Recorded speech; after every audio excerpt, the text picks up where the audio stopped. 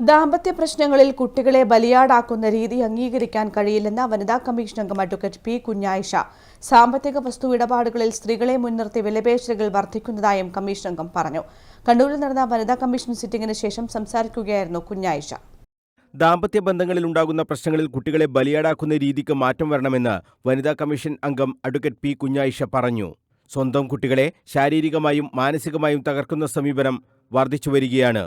രക്ഷകർത്താക്കളുടെ ഉത്തരവാദിത്ത ബോധത്തെക്കുറിച്ച് മറ്റുള്ളവർ പറഞ്ഞുകൊടുക്കേണ്ട അവസ്ഥ മാറണമെന്നും കമ്മീഷൻ അംഗം പറഞ്ഞു.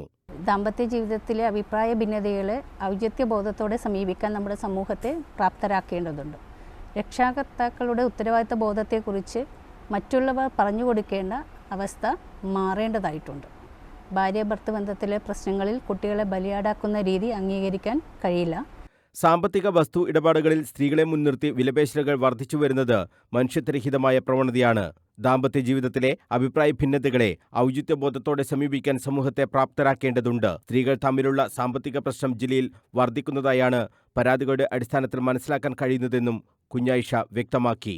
ഗാർഹിക പീഡനം, സ്വത്ത് തർക്കം, വഴിത്തർക്കം, സ്വർണം പണയം വെക്കാൻ വാങ്ങിയിട്ട് തിരിച്ചു കൊടുക്കാത്ത പരാതികൾ, സാമ്പത്തിക ഇടപാട് തുടങ്ങിയ പരാതികളാണ് പ്രധാനമായും കമ്മീഷന് മുന്നിൽ വന്നിട്ടുള്ളതെന്നും കണ്ണൂരിൽ വനിതാ കമ്മീഷൻ സിറ്റിംഗിന് ശേഷം പി കുഞ്ഞായിഷ വ്യക്തമാക്കി. സിറ്റിംഗിൽ പരിഗണിച്ച 77 പരാതികളിൽ 15 എണ്ണം തീർപ്പാക്കി. 6 പരാതികൾ പോലീസിന്റെ റിപ്പോർട്ടിനായി അയച്ചു. 3 എണ്ണം ജില്ലാ നിയമസഹായ അതോറിറ്റിയുടെ സഹായം ലഭിക്കുന്നതിനും 3 എണ്ണം ജാഗ്രതാ സമിതിയുടെ റിപ്പോർട്ടിനായും അയച്ചു. 50 പരാതികൾ അടുത്ത സിറ്റിംഗിൽ പരിഗണിക്കും. സിറ്റിംഗിൽ 4 പുതിയ പരാതികളും ലഭിച്ചു.